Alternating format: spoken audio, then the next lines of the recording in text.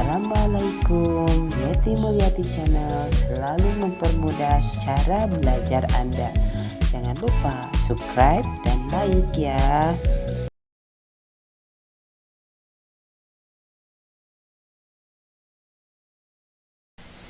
Untuk melengkapi materi Anda, kali ini saya akan membahas tentang teks eksplanasi. Nah, materi ini diperuntukkan untuk kelas 11 semester 1. Dalam materi ini akan dijelaskan tentang pengertian, ciri-ciri, struktur, dan kaidah kebahasaan. Mudah-mudahan ini dapat mempermudah Anda dalam pembelajaran. Selamat mengikuti. Oh iya, sebelum memulai ke materi, perlu peserta didik ketahui kompetensi dasar yang harus dimiliki setelah pembelajaran ini. Yang pertama itu kompetensi dasar pengetahuan. Ini menyangkut dua kompetensi, yaitu pertama, mengidentifikasi informasi berupa pengetahuan dan urutan kejadian dalam teks eksplanasi baik lisan dan tulisan. Kemudian yang kedua yaitu menganalisis struktur dan kebahasaan teks eksplanasi. Kemudian untuk keterampilan menyangkut dua kompetensi dasar juga, yaitu satu, mengonstruksi informasi, pengetahuan, dan urutan kejadian dalam teks eksplanasi secara lisan dan tulis. Kemudian yang keduanya, memproduksi teks eksplanasi secara lisan atau tulis dengan memerhatikan struktur dan kebahasaan. Itulah kompetensi dasar yang harus dimiliki setelah pembelajaran ini.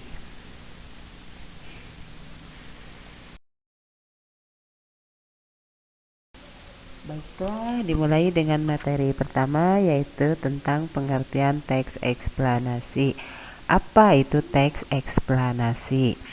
Teks eksplanasi adalah teks yang berisi tentang proses mengapa dan bagaimana kejadian-kejadian alam dan sosial, ilmu pengetahuan, budaya, dan lainnya dapat terjadi.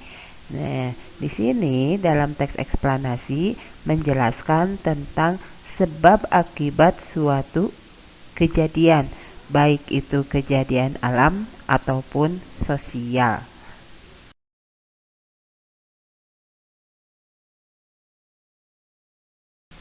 Dari pengertian tadi, maka dapat disimpulkan ciri-ciri teks eksplanasi. Apa saja ciri teks eksplanasi? Nah, di sini saya memuat 4 ciri teks eksplanasi. Yang pertama, bersifat informatif tanpa bermaksud mempengaruhi pembaca. Jadi di sini teks eksplanasi hanya menginformasikan, hanya memberitahukan, gitu ya, tanpa ada tujuan pembaca harus terpengaruh dengan tulisannya, itu ya. Yang kedua, memuat informasi berdasarkan fakta atau faktual.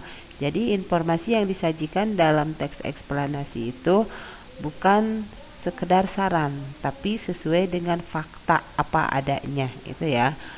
Kemudian yang ketiga, faktualnya atau faktanya itu memuat informasi yang bersifat ilmiah atau keilmuan, seperti sains dan yang lainnya.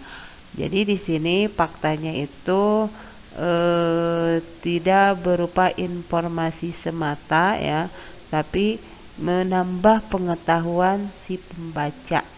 Misalkan tentang gempa bumi. Nah, itu kan gempa bumi terjadinya fakta, faktual. Nah, bersifat keilmuan. Jadi pembaca tahu bagaimana proses terjadinya gempa bumi. Itu ya.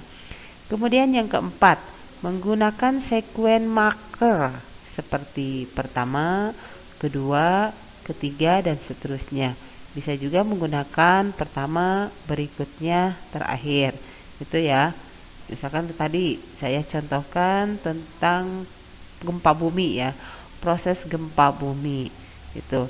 Pertama, terjadi pergeseran antara dua lempeng di dalam bumi. Nah, kemudian, itu bisa menggunakan kemudian atau berikutnya itu ya. Atau bisa juga kedua. Nah, itu menggunakan sequence marker ya.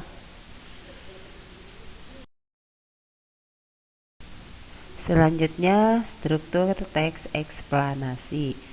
Struktur eksplanasi ini ada 3 bagian, yaitu pernyataan umum, urutan sebab akibat, dan interpretasi. Ya, saya akan membahasnya satu persatu. Yang pertama, pernyataan umum. Pernyataan umum berisi statement atau pernyataan umum tentang suatu topik yang akan dijelaskan proses keberadaannya, proses terjadinya, atau proses terbentuknya. Nah, pernyataan umum ini biasanya berada pada paragraf pertama ya. Selanjutnya, urutan sebab akibat. Urutan sebab akibat ini berisikan tentang detail penjelasan proses keberadaan atau proses terjadinya yang disajikan secara urut atau bertahap dari yang paling awal hingga yang paling akhir. Ini yang perlu digarisbawahi, yaitu secara urut. Jadi untuk urutan sebab akibat ini tidak bisa diacak. Jadi urutannya sudah jelas ya, tidak bisa diubah lagi itu. Kemudian bagian interpretasi ya, struktur yang ketiga yaitu bagian interpretasi. Ini berisi tentang kesimpulan atau pernyataan tentang topik atau proses yang dijelaskan. Nah, kesimpulan ini biasanya dijelaskan oleh penulis sendiri, berarti berupa saran ya atau pendapat. Kalau urutan sebab akibat tentunya itu harus dalam bentuk fakta ya. Itulah struktur teks eksplanasi, ada 3 ya.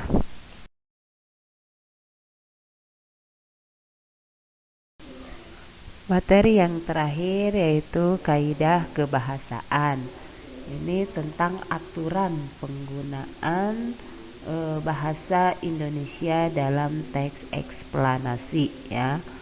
Kaidah kebahasaannya yang pertama, bahwa dalam teks eksplanasi fokus pada hal umum atau generik, bukan partisipan manusia atau non-human partisipan. Misalnya gempa bumi, banjir, hujan, dan udara. Maksudnya di sini tema dalam teks eksplanasi itu tidak menyangkut tentang manusia ya. Jadi pelakunya bukan manusia, tapi di sini berhubungan dengan proses-proses alam itu ya. Jadi gempa atau yang sekarang sedang kita alami yaitu penyebaran virus corona. Nah, itu juga bisa termasuk tema ke dalam teks eksplanasi ya. Itu virus corona kan bukan partisipan manusia, non human itu kan ya. Kemudian yang kedua, bahwa dalam teks eksplanasi itu dimungkinkan menggunakan istilah ilmiah ya, menggunakan istilah-istilah ilmiah sesuai dengan bidang yang dibahas dalam teks eksplanasi tersebut. Seperti virus corona itu kan, corona itu dari cervix itu kan, ada kata cervix itu termasuk ke dalam istilah ilmiah ya itu.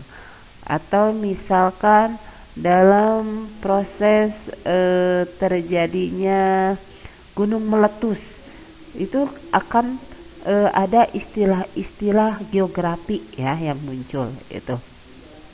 Kemudian yang ketiga, lebih banyak menggunakan kata kerja material dan relasional atau di sini kata kerja aktif ya. Maksud dari kata kerja material itu kata kerja yang bisa dilihat dengan kasat mata. Misalkan menulis, membaca, itu termasuk kata kerja material ya. Kemudian tadi ya dan relasional atau kata kerja aktif. Nah, kata kerja aktif itu biasanya diawali dengan imbuhan me nasal ya. Menulis, membaca itu aktif ya. Kemudian yang keempat menggunakan konjungsi waktu dan kausal. Misalnya jika, bila, sehingga, sebelum, pertama, dan kemudian. Gitu ya. Konjungsi waktu itu menunjukkan keadaan ya, keadaan waktu. Dan kausal menyatakan sebab akibat gitu ya. Dan selanjutnya kaidah kebahasaan yang selanjutnya itu menggunakan kalimat pasif. Nah, kalimat pasif ini kalimat yang predikatnya itu biasanya diawali dengan imbuhan di ya. Di sini ciri kalimat pasif itu bahwa subjeknya itu diam, tidak melakukan suatu kegiatan. Contoh dari kalimat pasif misalnya tadi kan membaca ya, membaca. Saya membaca buku, itu kalimat aktif. Kalau dipasifkan menjadi buku dibaca saya, itu kan dari kata kerjanya membaca, kalau diubah menjadi kalimat pasif berubah menjadi dibaca itu. Nah, kemudian kaidah kebahasaan yang terakhir yaitu eksplanasi ditulis untuk membuat justifikasi bahwa sesuatu yang diterangkan secara kausal itu benar adanya. Jadi dalam teks eksplanasi ini kan menggunakan sebab akibat kausal. Nah, sebab akibat itu untuk menjelaskan bahwa dalam teks eksplanasi itu betul-betul berupa fakta. Itu ya. Nah, itulah kaidah kebahasaan dalam teks eksplanasi.